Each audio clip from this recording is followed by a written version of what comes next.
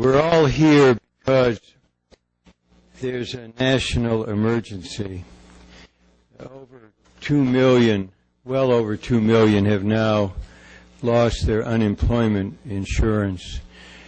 And this national emergency is a personal emergency for those millions. So we put together a counter. I was hopeful we might get a 30-foot counter that we could display before the Capitol. That turned out to be too expensive.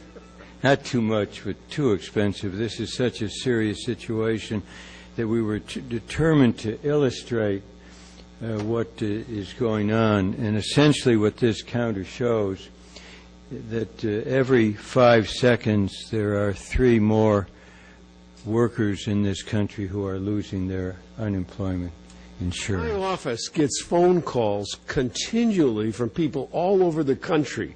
The story is always the same. I'm out of work for 6 months. I went and applied. There were 27 people who showed up for one job.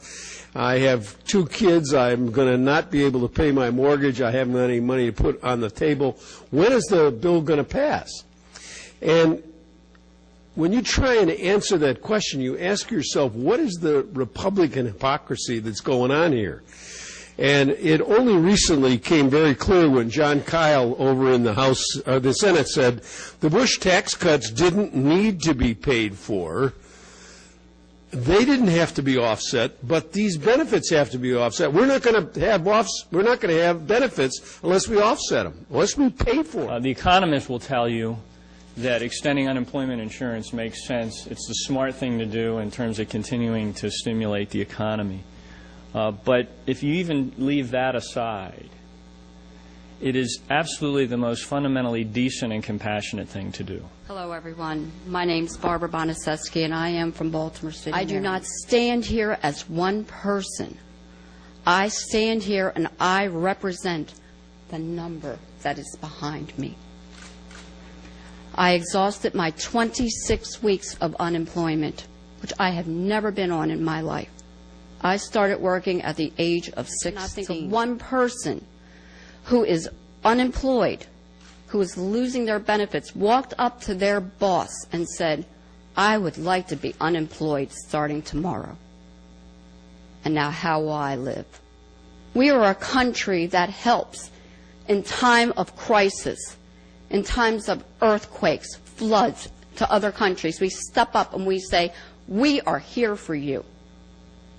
How dare they turn their backs on us now? If you were a bank, we'd find a way to do it. If you were a corporation on Wall Street, we have found a way to do it. You just happen to be a human being in this country that pays into a system, and the system is being really put upon right now. And your story is a story of many people in the United States. We must directly help the American people, stand with them as they continue to be the victims of the irresponsibility of past policies. I urge the Senate to act with the urgency this situation calls for, and thank you for coming forward. We needed to hear that over and over again. The position the Washington Republicans have taken on this issue is a slander against the hard-working people in this country who are out of work through no fault of their own. It also shows a shocking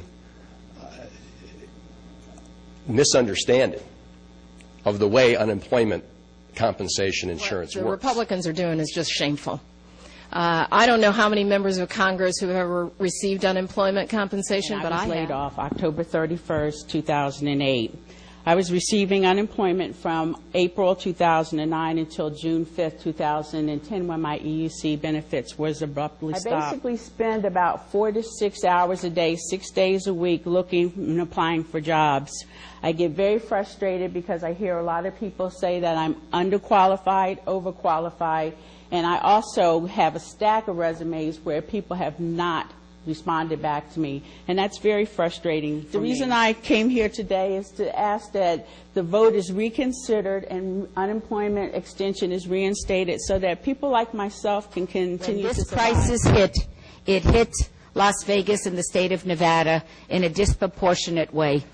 We have well over 14% unemployment. Now, I know I've heard this absolute nonsense from the other side of the aisle that we better not extend unemployment benefits because people are going to get used to them. It's as if people enjoy living on the brink. The insult of that is beyond. We have an obligation to our fellow citizens to help them bridge this gap so that we don't decimate these people so terribly that they can never recover. It is a shame and a disgrace that our colleagues have not been able to do the right thing, the moral thing, the compassionate thing. Republicans have blocked us from extending unemployment benefits time and time again. Over and over again, the House has done the right thing. The Democrats, we've done the right thing. I urge the Senate to extend unemployment benefits now. Today, we must send a strong and clear message. We tell our unemployed brothers and sisters not to give up, not to give in, not to lose hope, but help is on the way. I'm pleased to join my colleagues today in encouraging our colleagues on the Republican side to do the right thing. About insurance. It's insurance. Insurance means you pay into something. When times get tough, you get it back.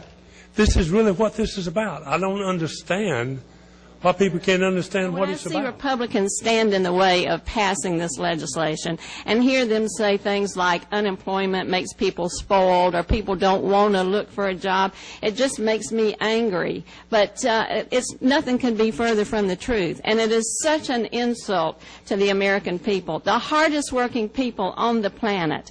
These are the people who build America, who run America, who serve America, who keep us going forward. And then to say to them they are spoiled, it is a disgrace. It's bad enough that the Republican economic policies got us into this mess in the first place, but now when they stand in the way of passing this bridge for people to get by until they can get back to work, I say to them, have you no shame? Have you no shame?